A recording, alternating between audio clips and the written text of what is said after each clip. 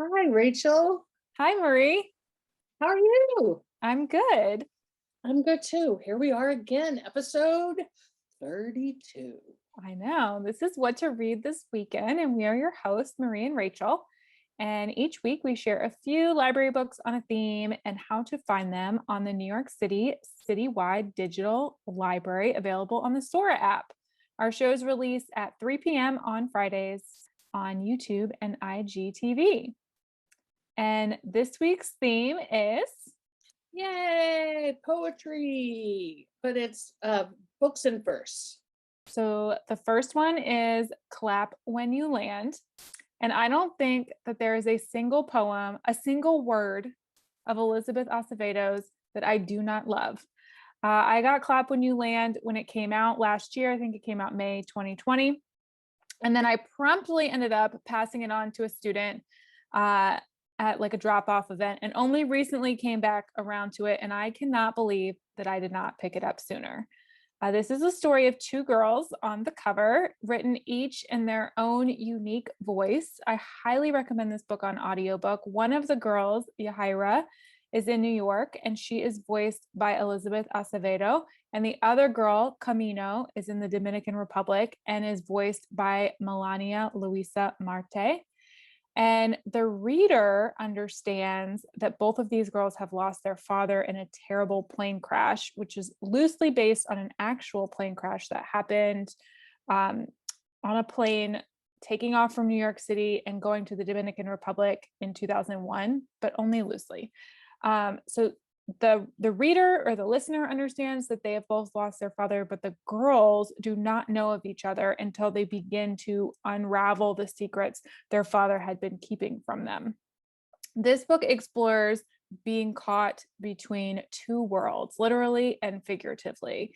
It covers discrimination, socioeconomic issues, sexual assault, toxic masculinity, family drama, but also forgiveness, and a really, in my opinion, realistic portrayal of the guilt and grief after the death of a parent or a loved one from a teen's point of view. I could not stop listening to this one, and the story stayed with me long after the book was over. You need to read this. I am here to talk about Ordinary Hazards, a memoir by Nikki Grimes. Of course, you've all heard of Nikki Grimes because she's written a ton of stuff. This is a memoir told in the form of a verse novel. And I took a quote from the prologue because I think it kind of sums it up. She says, "It's a long story, but I'm a poet. I could keep it short." So that is pretty much going to set the stage for the book. It's about Nikki, is primarily told from Nikki's perspective, but also from her sister, who the book is dedicated to, who grew up with a mother who's schizophrenic and a father who was an alcoholic. And that basically leaves Nikki and her sister to be raised by babysitters and then from foster parents to foster parents. There is some trigger warnings. There is sexual abuse, parental neglect, the mental illness, and foster care. There's some very poignant parts of foster care.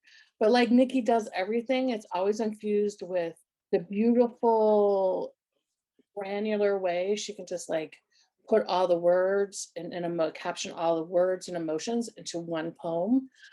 But the book does have a very positive moment because at age 6, Nikki discovers that if she writes about her pain onto a piece of paper, that saves her. And so writing and prayer are her go-tos, and those notebooks follow her for whatever foster home she goes to. As she hits teenagerhood, she definitely has a passion for reading, for poetry, and for journal and activism. And Nikki's memoir also takes part as while all the events of the civil rights movement is unfolding. And I really loved it. It's read by the author, the audio version. And as I said, it's a long story, but I'm a poet. I can keep it short. The verse novel really lended itself to Nikki's story, and kind of like how, when you're writing memory, it's fractured, and she's just able to distill so many feelings into so few words. It was a great book. I recommend it highly. So like Nikki's book, Punching the Air is also, it is not a memoir, but it lends itself super well to verse poetry. If you've seen When They See Us, you know the story of Yusef Salaam and his wrongful conviction as a young man, and the story of how after 7 years in prison, DNA evidence cleared his name. And he wrote this book with Zoboi. And this story is also about a young man wrongfully convicted and the systemic issues that kind of take over his life for a period, but it is not the biography of Dr. Salaam. This is the fictional story of 16-year-old Amal Shahid, a good student, a poet, and an artist whose life is dramatically changed after he's in the wrong place at the wrong time, and he is accused of assaulting a white boy, a crime he did not commit, and he is put in prison. The book is written in verse poetry from Amal's point of view, and interwoven into the story are hip hop verses and street slang, as well as Amal's art, his artistic voice, and his Muslim faith. And it really shows you the kind of man he really is. I would recommend this book for ages 12 and up, as there is some mature language. The book will leave even those teens on the younger side with some background and a common experience to talk about our country's relationship to policing and the criminal justice system. I listened to the audiobook, but it is worth browsing the drawings in the physical copy or the ebook of Punching the Air. Like I said, his art is like in the book as well. And I want to leave you with one of my favorite quotes from this book. When you find yourself in dark places, there's always a light somewhere in that darkness.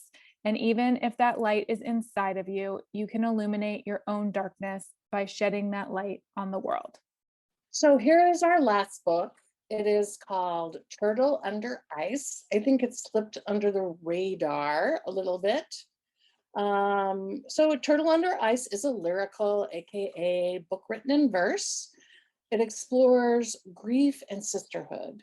The story is told by two sisters interchanging chapters, Ro and Ariana. Rose and Ariana's mother has died years before.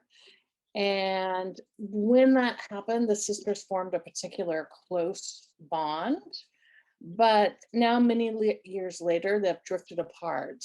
They're basically forced to deal with their feelings when their then stepmother has a miscarriage. Ariana disappears into the middle of the night in a snowstorm, leaving no trace.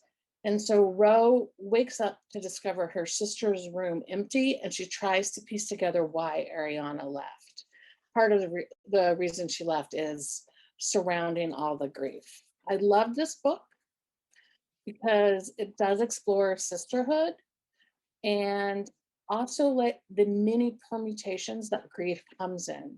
So sometimes grief is also about things changing or disappearing as much as it is about losing a loved one. I'd also like to add that this is an Own Voices book. Ro and Ariana's father and stepmother are Filipino, and their mother, who has passed, is Chamorro, which is the Filipino indigenous people. And the author herself, she's Filipino, and Chamorro, which is a nice touch. The Turtle Under Ice does have a meaning in the book, but you're going to have to read it to figure out what it is. Again, I really enjoyed listening to this on both audiobook and reading it.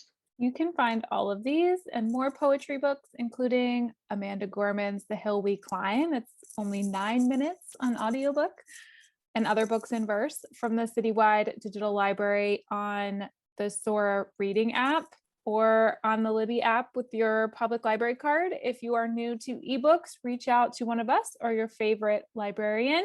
And thank you. Join us next week for another great theme we have to think of.